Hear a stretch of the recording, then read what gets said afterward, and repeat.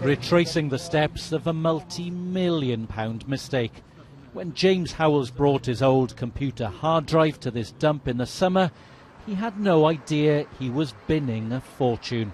He'd forgotten it contained 7,500 bitcoins, a virtual currency which is now worth serious hard cash. It was a penny dropping moment, and yeah, it was a sinking feeling.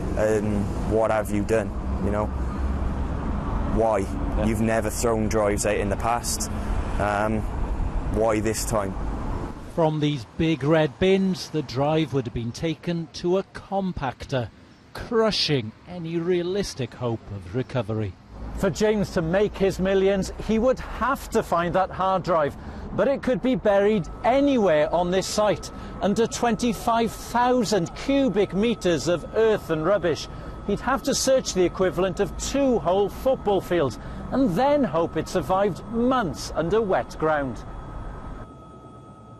Bitcoins can be earned by a process called mining, using your computer's power to carry out complex calculations.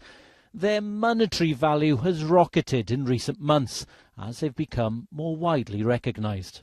A couple of years ago they were worth nothing. They were only of interest to geeks, I suppose you might say. They've sort of escaped into the wild and become part of a huge speculative bubble. I mean, the reason why people are paying $1,000 for a Bitcoin is because they think somebody else is going to pay more than $1,000 for a Bitcoin. For James, his chances of cashing in on the Bitcoin boom are probably at an end. The local council has warned it won't allow virtual treasure hunters on its landfill site. Any hopes of recovering the hard drive are probably dead and buried. Hywel Griffith, BBC News, Newport.